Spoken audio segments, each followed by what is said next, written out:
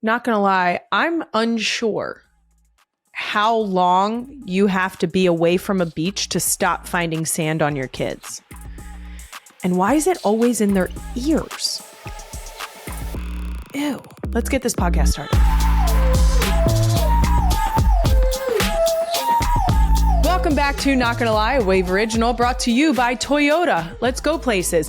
I'm your host, Kylie Kelce. Technically, I'm a YouTuber. Oh God. I'm an enjoyer of chocolate, and I can set up a beach umbrella in record time. Seriously, I tell people to back out. Like, just back out of my space.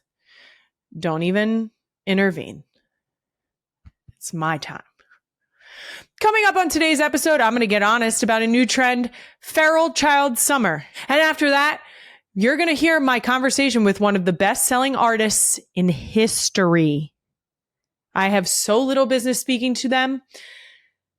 It's the one and only Ed Sheeran. But before we get to any of that, I have a very special announcement. This is something the real ones have been asking for since the minute we launched the show. As you can see, we officially have NGL merch. Woo-hoo! That's right. I resisted as long as I could, but you guys finally convinced me to put my own name on merch.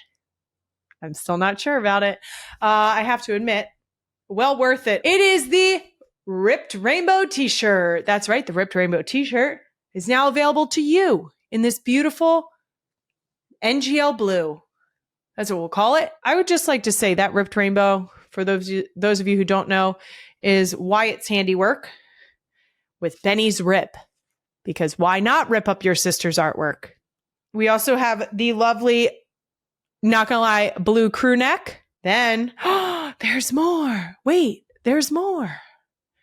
We have it in white. Yes, this does go against all my beliefs, but you can wear this when you're not with your children. Don't wear it with your children. Don't do that. You'll never get to wear it again. Don't do that. You know, it'd be kind of fun though, if you do get a stain on it, just tie-dye it. Duh. There's also hats. Let's see. We got NGL in this cool light wash denim. Wait, we're not done. We're not done. This is the no business being here. I should wear this everywhere. Everywhere I go. I have no business being there. Okay. Everything is available to purchase right now at nglkylie.com. And if you just so happen to own the URL nglwithkylie.com, number one, smooth. Number two, fuck you. Number three, can I have it? Can I have it?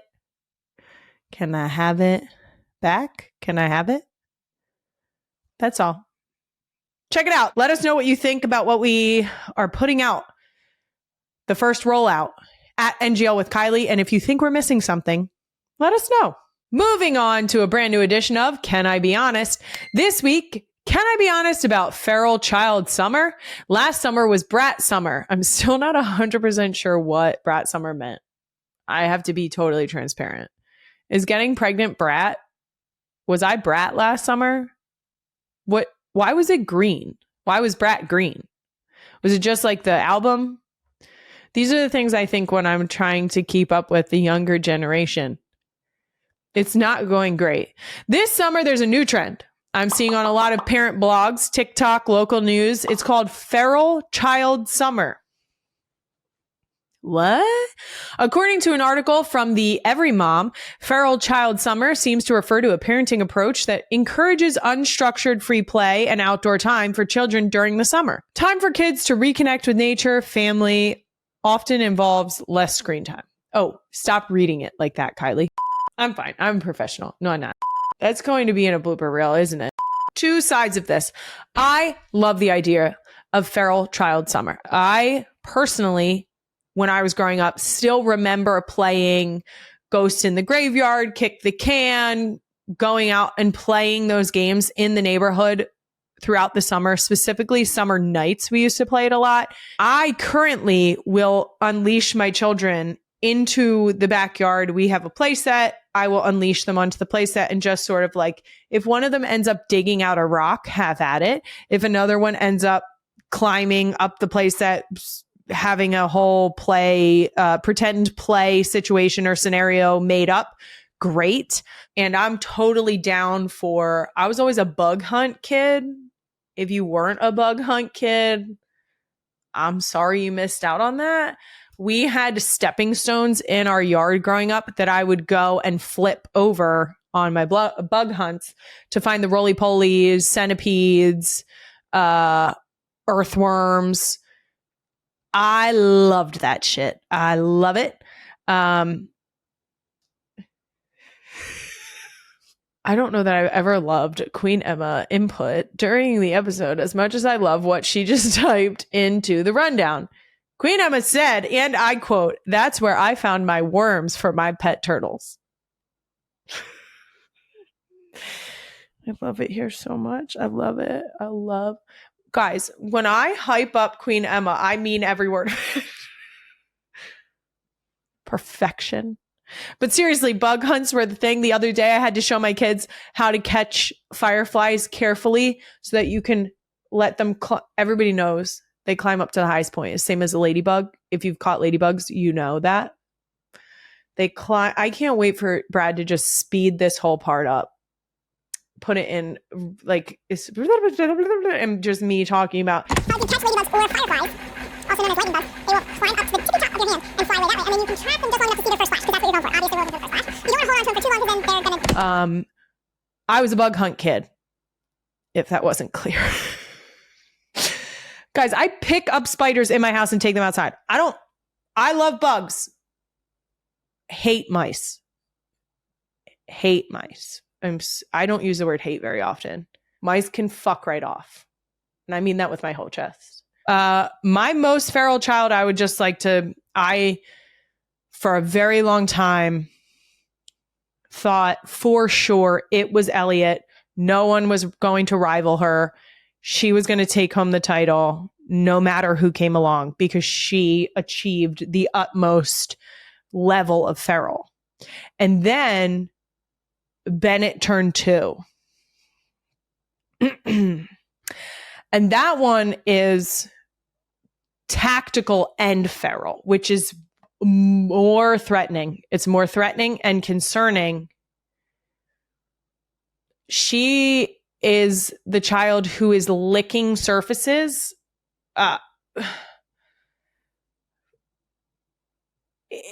It's gross is what it is. And also she's constantly scheming. So that's kind of concerning.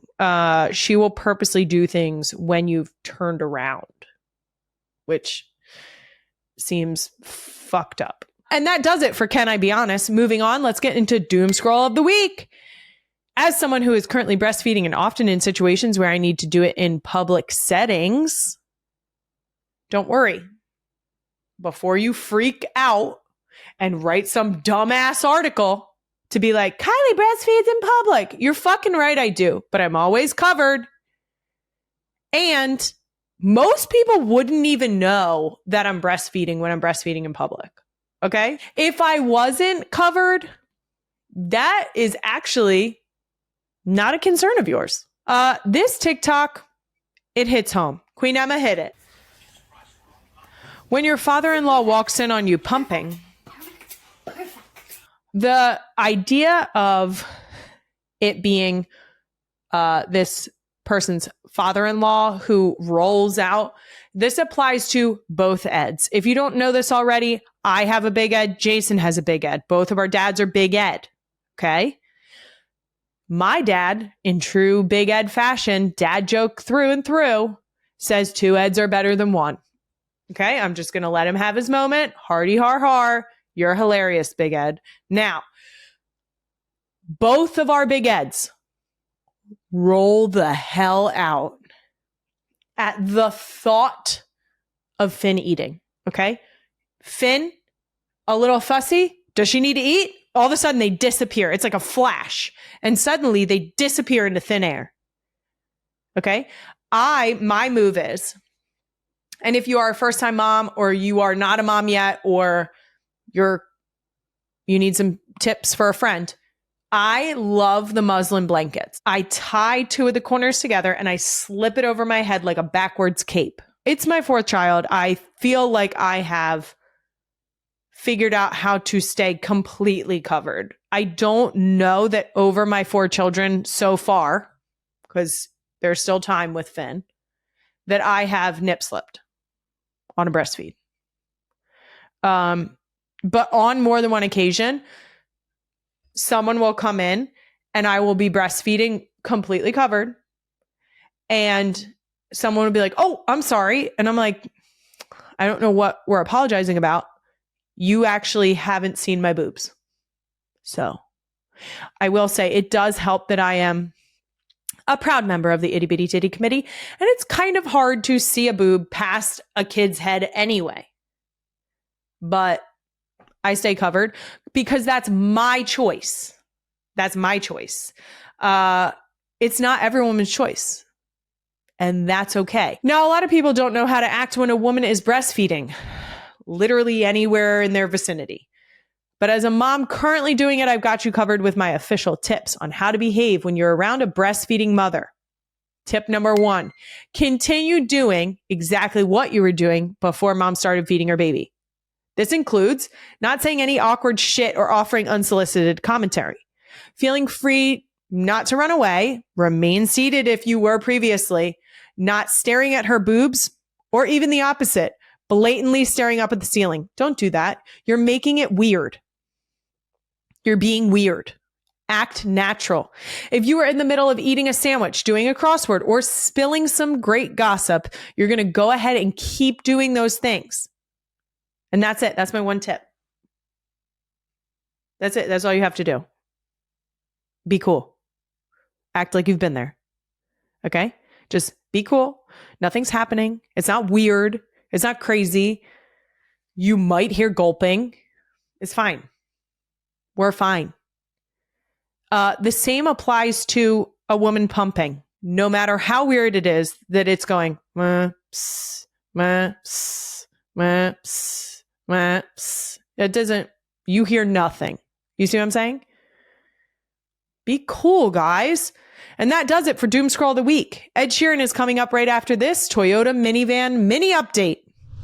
If you're a real one, there's a very high chance you saw my brand new commercial for the Toyota Sienna. It happened, guys. I'm a minivan mom, but now I've been driving it for a while. I've got a new favorite, highly underrated feature. I'm talking about the Sienna's fridge box. That's right.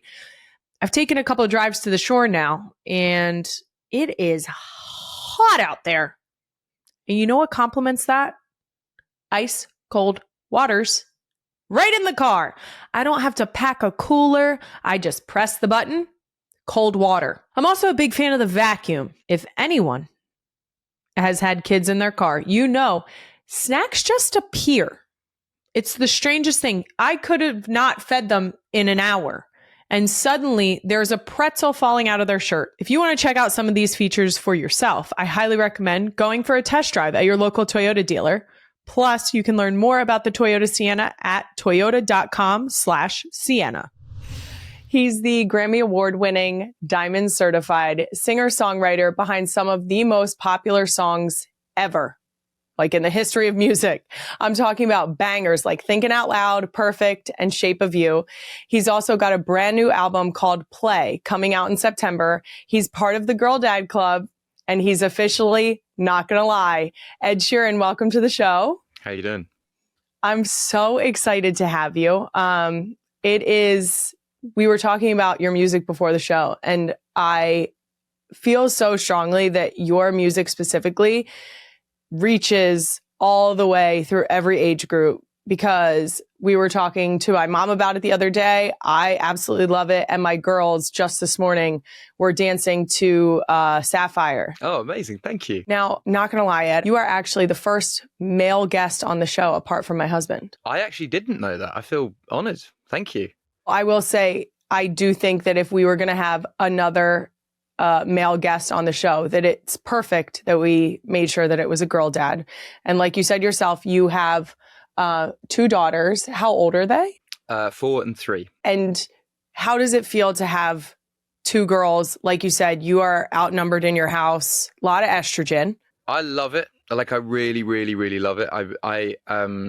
I didn't really have any expectation of. I think when you are having children, you're just like, I just would like children, and I didn't have Yes. any. I wasn't like, I want this, I want that. But when we first had our first daughter, it was like, I don't know, just something clicked, and I was like, I think I could have many, many, many daughters and be so fulfilled and happy. And I love having two. I love seeing them interact with each other and with Ches, and yeah, they're just great.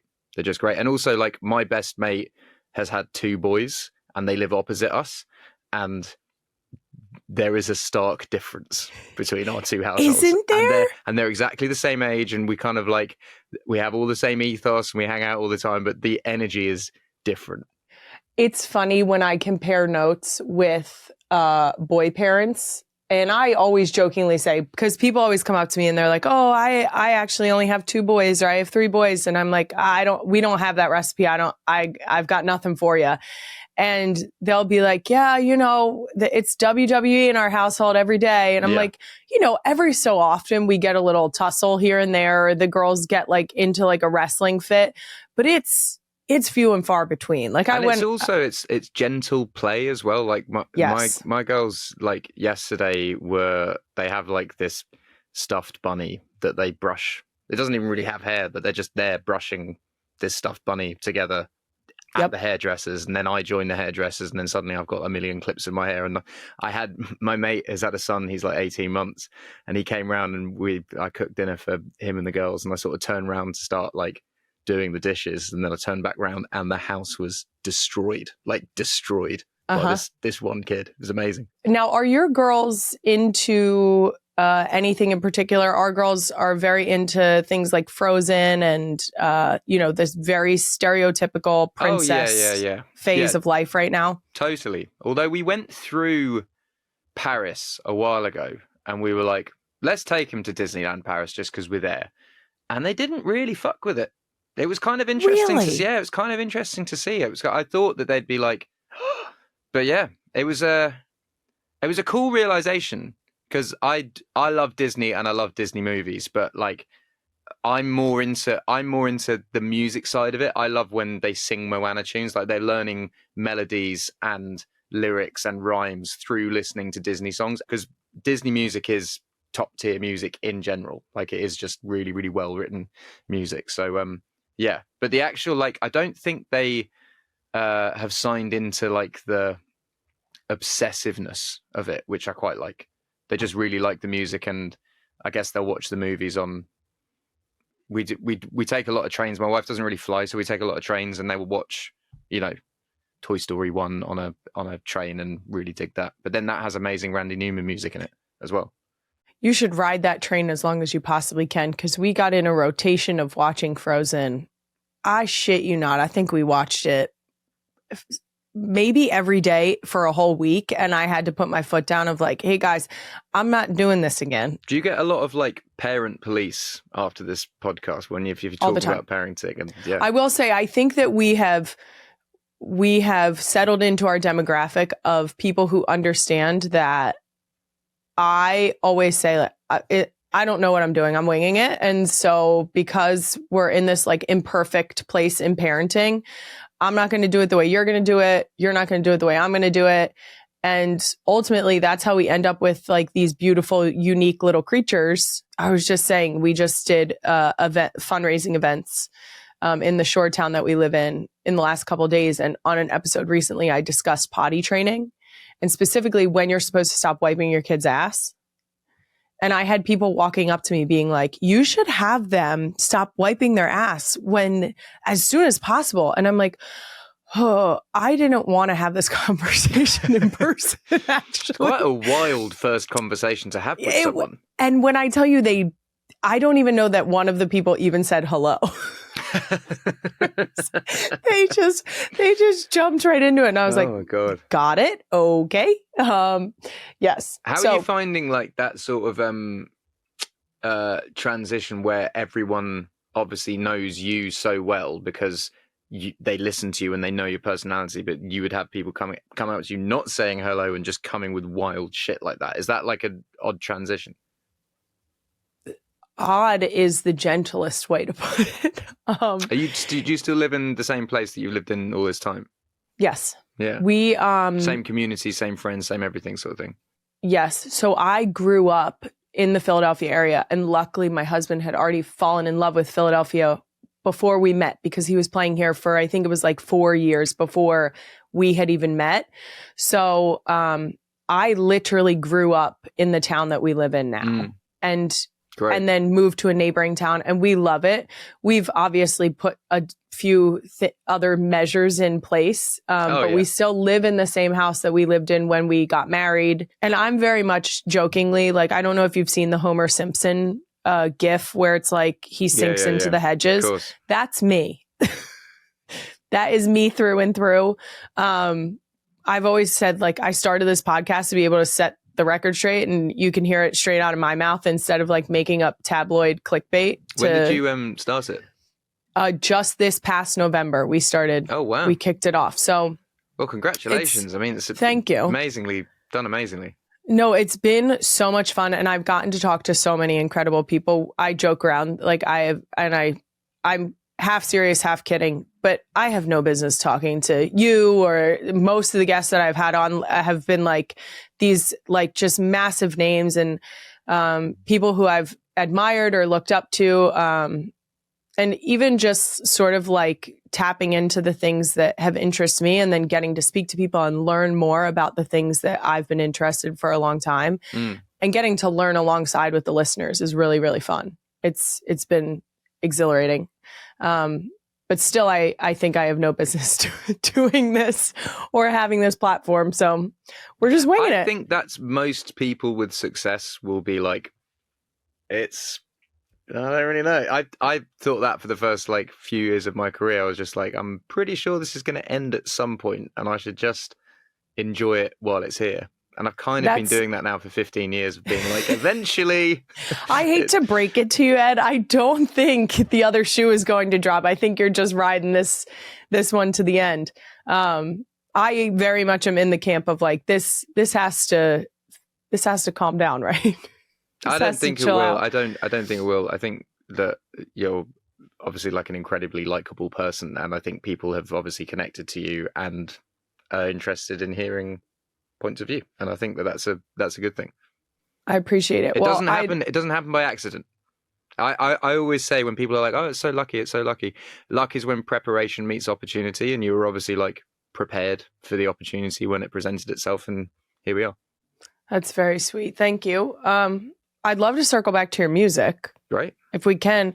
You have your brand new album, Play, coming out in September. Do you ever play new music for your wife and kids for their feedback? 100%. Yeah, 100%. I think that it's like Cherry can kill a song.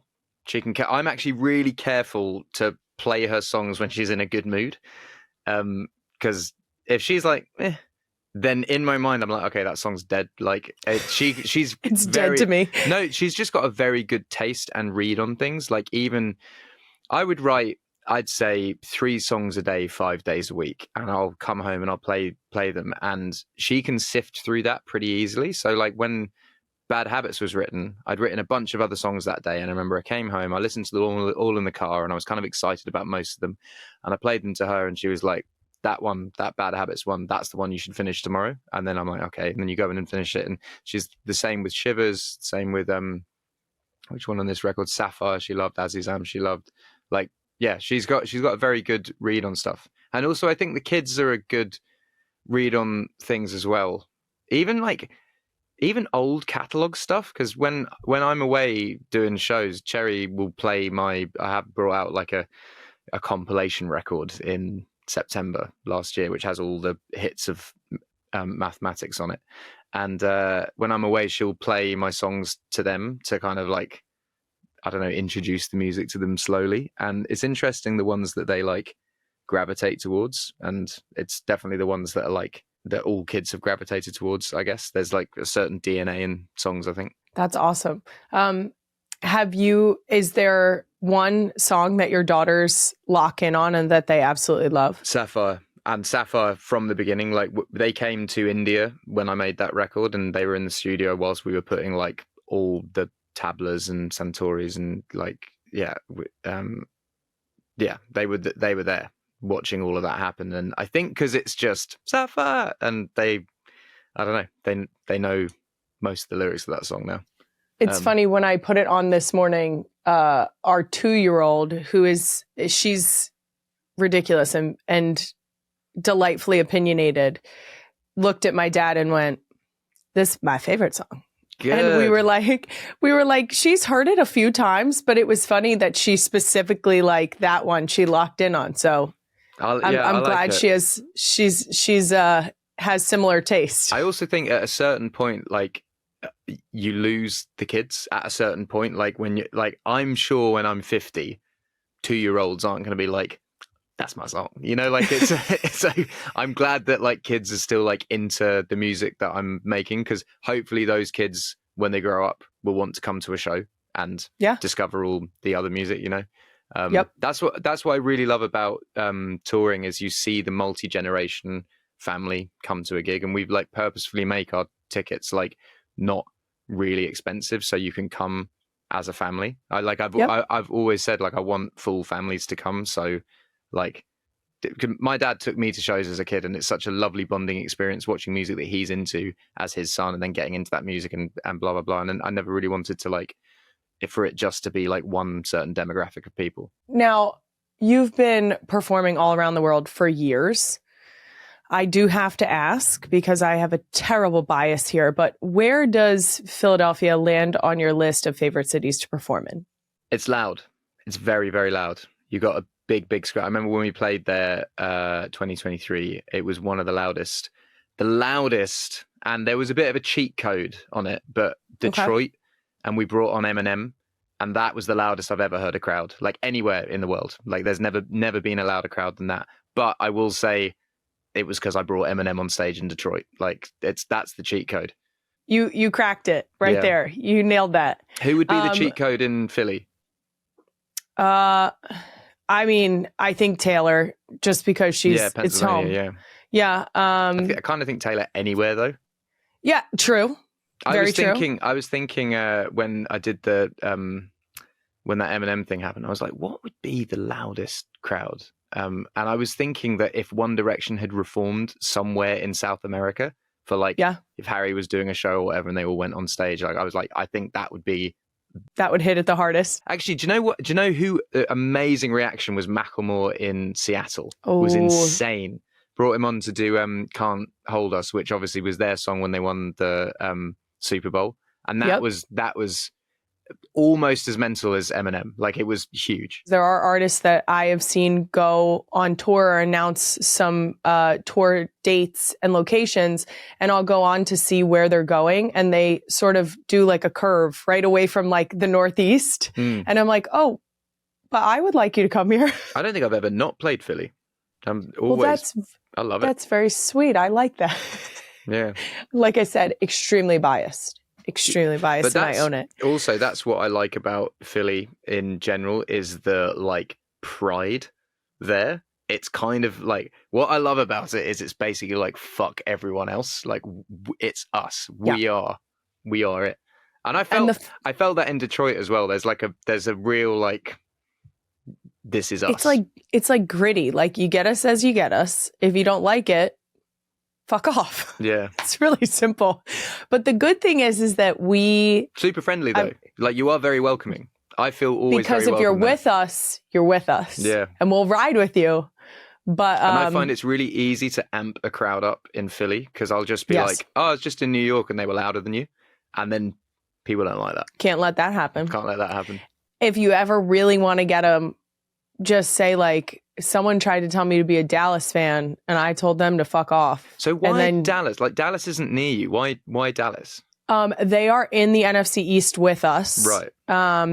And it just so happens that they're our biggest rival. I think it fits perfectly because, like you're saying, Philly is so passionate about like, we'll ride together. And Dallas has made themselves into like the idea of being America's team. Interesting. Which I have to vehemently disagree with. But I always like, we'll meet people who are Giants fans who are also in the NFC East, so the same conference. And it's funny because I will tell them they'll be like, I'm so sorry, I'm a Giants fan. I'm like, oh, well, at least we can agree. Fuck Dallas. And it's like a very good bonding moment, honestly.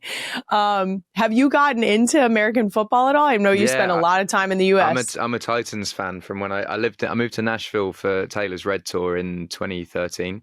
And, I got a place there and I went to Walmart to buy bits to move in, and I just bought some pajamas, and then when I got home I was wearing the pajamas, and then when someone was around they were like, oh, you're a Titans fan, and I was like, well, guess I am. Since then, Titans. And it's been it's very similar to my soccer club back home. They're never they're always the bridesmaid. No, actually, I wouldn't even say they're the bridesmaid. I'd say they're kind of like they're invited flower girl. They're invited to the wedding. Oh, they're there, okay. Got it. But I do think what's lovely about the NFL is like anything can happen because of the like first draft stuff. Like I remember watching my only experience of the NFL when I was a child was Homer Simpson wanting to buy the Dallas Cowboys and he got given the Denver Broncos. And I remember him being like, oh, the Denver Broncos. And then the Denver Broncos won the Super Bowl. And I was like, I thought they were meant to not be a good team. The Simpsons told me, I go based on Simpsons facts. I would like the Lions to win it first, though. I feel like Detroit are like on the edge of greatness. So I'd like them. They turned it around massively recently. Yeah, but I'd like them to win it first. Okay. Yeah. And like Eagles are somewhere in there. You just won it. Like, give it a rest. You've won it. And you won it a couple of years ago as well. Like we did win it a couple of years. You're good, but that was the first one ever. I know. But like my team. Well, we just got relegated from the Premier League into the Championship. But if we won the Premier League, I'm dining out on that for the rest of my life. Hey guys, me again. Not gonna lie, I got so carried away talking to you earlier about the Toyota Sienna's fridge box and vacuum. I almost forgot to mention its hands-free kick sensor doors. You can kick your foot just under the sliding doors, and then they open. Same thing with the trunk. I've tried this a couple times at this point because I usually have at least one child on my hip and a bag or another child in my other hand. So that leaves me with, mathematically speaking, no free hands. Now, the girls do love to press the little button and open the door, but when it's just me, myself, and I, that kick sensor comes in handy. If you want to check out any of these features, I'm talking fridge box, the vacuum, the kick sensor doors. Did I mention the second row captain's chairs yet? Guys, they recline. There's like a footrest, go to your Toyota dealer today and check it out. You can play with all the features. Go do it. You can also learn more about the Toyota Sienna at toyota.com/Sienna. Now, all the listeners to Not Gonna Lie know that I'm a big doom scroller. Mm-hmm. And one of the most delightful things that I've doom scrolled upon has to be Ellie Benke's song covers. Oh my God, yeah. On TikTok. Yeah. I am so excited that you guys got together and did a duet. It was incredible. She's such a sweet person as well. And like she flew over with her family and a partner, and yeah, we spent the day together. We did the duet. I presented U2 an award that night, and then I threw them an after party afterwards in an Irish bar and had a big Irish jam. And Ellie came to that with her family as well, which I think, and then she sung Dive with me, and it was really cool, actually. She's great. Now, I think truly there is an opportunity here. We spoke about Disney and how much you love Disney music. I feel like she could be the live action version of Merida. Wow. Yeah. I think that'd be cool. I just think that she's got the hair. Yeah. And her, correct me, I'm not quite sure how to explain this. Are they doing a live action of that? No, but I'm saying they need to get it rolling and they need to cast her. I'm just saying, I think she should have one foot in the door on an audition. That would be insane. And a really good idea as well. She specifically she sings one of the tracks from Brave, which I think is an underrated soundtrack. She sings one of the songs. Brilliant movie. It's so beautiful. What I like about that movie as well is they didn't make a sequel. It is just perfect as is, left. Yes. That's the story. That's the music done. Yes, I agree. I just think that her, like you again, correct me if I'm wrong in the way that I describe this, or you can give me the proper terms here. But the clarity when she sings, I love when people have like a little bit of like rasp or like something, but the clarity when she sings is so clean. But it's just soul as well. It's got feeling in it. It's not just like clinically good. She's like really soulful. Yeah, she's a really supreme talent, and yeah, I'm really happy to have met her and worked with her.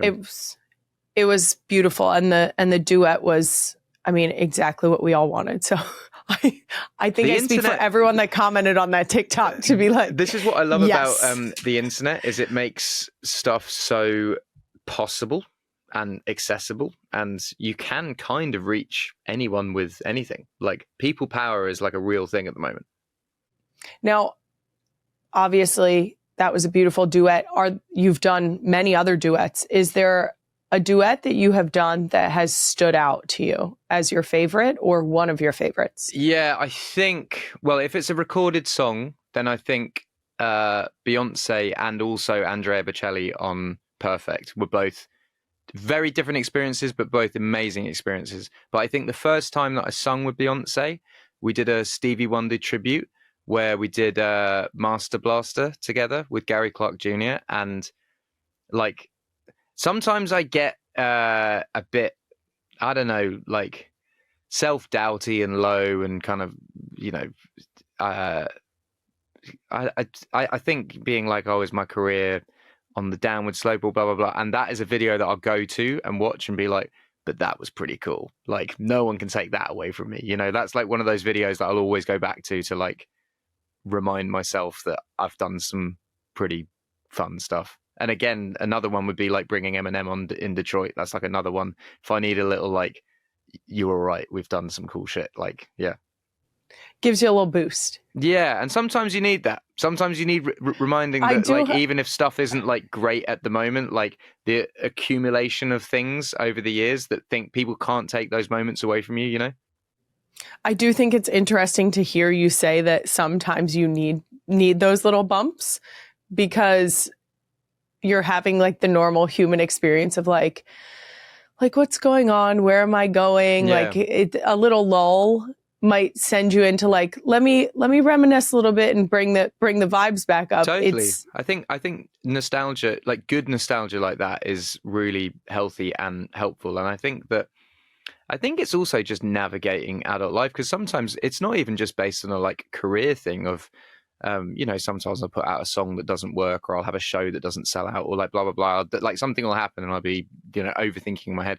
But it's not just that. I think it's just being a parent and then wondering how much I should be working and how much I should be at home. And then when you're at home too much, you're like, oh, should I be working more? It's like a constant balance of like, what is the right thing to do? And I want my kids to know the value of hard work, but not at the detriment of me not being there. And it's kind of like a balance of, I don't know. My husband and I have had that conversation a lot, specifically because when he retired from football, we knew his schedule in football. It was a set schedule. Yeah. He was home at a certain time each day of the week. And now that he's retired, he took on a lot of things. He's been sort of figuring out exactly where he wants to put his energy in. It's interesting because this will be the most busy time of his life, figuring out what he wants to do, and then it will settle again into a rhythm and a groove. But definitely, like, I can imagine being a professional sportsman his whole life, and then that ends, and then you go, fuck, well, what is the next thing? And then you have to try many different things to then find out what the next thing is. Like, yeah, it must. But he has that same.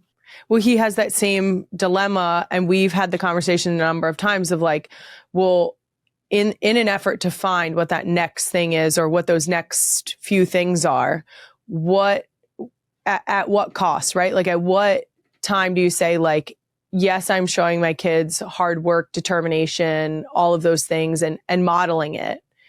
But then at the same time, making sure that balance of like that you're home and that you're there to color and that you're there in the morning to get their day started. I would say that a couple of Super Bowls in a trophy at home probably do that as well. Like, and I find that as well, looking at my career, like the accumulation of all the things that I've done. Sometimes I'm like, oh, actually, like I'm striving to be like, I got to show them this, got to show them. When actually, like, it's kind of all there already, and maybe it's like you work 40% less, you're home a bit more, and yeah, we'll figure it out. I don't think we will, but I think that's fine. I think that's fine. I'm going to keep telling myself we'll figure it out. Parenthood is basically figuring it out until they've left home, and then you go, oh, that's that. Yep. Yeah. Well, we did it. Good luck. Now, there's something else that I've been very excited to talk to you about. I didn't even realize that we had in common, but I did hear you say that Love Actually is one of your top 3 favorite movies of all time. Is that correct? Yeah. I actually, like, I love good stuff that's popular. Like, I like it. I think Titanic's a great film. I think Love Actually is great. I don't subscribe to this thing when people are like, hey, who are your favorite artists? And they'll go, oh, well, this person with like 20 plays. They're not my favorite. It's actually like, who is actually your favorite artist? What is actually your favorite film? Love Actually is on every single Christmas in our household. So it's got to be one of my favorite. It has to be. I watch it once a year. There's no other film that I watch once a year. My husband and brother-in-law are, they had to watch it for the other podcast, and they shit on it so hard. Jason specifically, really, he didn't see what we see in it, I think. He tried to say that because in the storylines that it's like all of these people, it's not like good, clean family holiday movie, right? Like it's like these different scandals and stuff. And I'm like, it's different shades of love and betrayal and hurt and heartache. It's love isn't just happiness. Love is all of those things. Yes, mate, tell him that movie is, I just think, perfect. And also the guy that made that movie wrote Yesterday, that movie that I was in, and lives in the village that I live in. I see him all the time, and he said that movie was originally seen and then seen and then seen and then seen, as in like it wasn't all jumbled up, and then they didn't really know how to do it, and then they just chopped it up and put it in different orders, and then that's what then. But originally it was just 7 different stories, one after the other, which is kind of mad, right? Well, they absolutely nailed it. They nailed when they chopped it up. What's your favorite storyline? Yeah, that's hard. Colin Firth writing the book. Honestly, and then he learns the language at the end. How did you know that's right? It's the most romantic one. It's great. When they're sitting in the car and they're like both speaking in their own languages. Yeah. And he's so uncomfortable about it. And she's just like, sort of like, this is ridiculous. Like you can feel how she's like, why are you freaking? Like, why are you being so weird? And he's like, doesn't know what to say. And then he tries to, it's just great. Oh, I love it. It's so great. Hey, did you watch About Time? Did you see that one? I have not. That's another one. Is that one? Yeah. So Richard Curtis, who did Four Weddings and a Funeral, Notting Hill, Love Actually, he did this film called About Time, which is heartbreaking. Like lovely, but heartbreaking. About Time. Yeah. It's a guy that can basically like travel back in time. And he re-meets his wife all over and over and again. He spends time with his dad all over and over again. It's really, really heartwarmingly heartbreaking. Okay, maybe I can get Jason to buy into that one. I'll try. All right. It's good. The last question I have for you is usually a question I ask my fellow mom guests, but I'm excited to get the dad version. What is the best piece of fatherhood advice that you have ever received? Oh my God. I don't know, really. Is there any go-to advice that you give to first-time dads? I just think always be the one that makes the breakfast in the morning. Always be the one that gets up first and let your partner have a lie-in and do the breakfast. Because also that's the time of the day that your kids are the least angry because they're rested and they wake up and it's fun and you do all the morning tasks, putting away all the washing up from the day before, and then you make the breakfast and you eat the breakfast. And it's also like an act of kindness, service, whatever, because your partner gets to have a lie-in, but also then you get the golden moments in the morning when your kids are like calm and happy. And aren't they just the best in the morning? Yeah. I say it all the time. They're their best selves in the morning. yeah. They're like sweet and cuddly, and their also, voices are like gentle they and want to not help screaming. out as well. So I'm like Yes. handing them plates and they're putting the plates away. And I'm like, you're making my job easier. And also we're like spending time together. And yeah. So yeah, I'd say always do the morning shift. Like I actually love the morning shift and the evening shift, reading 40 different stories and having someone like fall asleep on your shoulder is actually really lovely. Oh yeah, Jason is very much the book reader, because right now I'm running around sort of picking up at night and then taking care of our youngest because she's 3 months old. So we're still very much attached. Whoa, you're in the trenches. We Fucking are. hell. So he, especially recently, the girls will like maybe one more, and then I check in. When you said at the beginning you were like, I'm running on not a lot of sleep, I get it Yes. now. I get it. Yeah. It's I always like to give the warning. But yeah, we're very much in the trenches, and Jason gets talked into like book after book after book. And every so often I'll just be like, I'll hear him from the other room and I get to listen to him reading the stories and the girls' reactions. And he does like all the voices for them and stuff. And so it's so much fun to listen to it. It really is the best. And I say to like, this is something that I annoy my friends with and I annoy Cherry with, but I'm always saying, we're living in the good old days. What is happening now? Like that moment you have with your husband, you're listening. That's a moment that in 30 years time, you'll go, oh man, wasn't that nice? And you're actually living it at the time. And I feel like this is the thing about like our kids sleeping in our bed and stuff like that. They always end up in our bed. And I'm like, but eventually they won't be. Like this is like a time where we should, they're just there and we're enjoying it. And these are the days where like, we really will miss them. And they also go by so fast. It's suddenly like kids starting school and then that's it. Now they're getting grown up and making friends and blah, blah, blah. And yeah. That's when one of the strangest realizations recently, our oldest is going to go to kindergarten next year. And I always have this moment of, well, now she's going to be in school. Our kids are the same age. Our oldest are the same age. Our oldest is 5 now. When we're in Philly, we gotta get them together. I mean, chaos. Girl squad. Yeah, we have 5, 4, 2, 3 months. Oh my God, you got 4. Yeah. Oh yeah. Whew.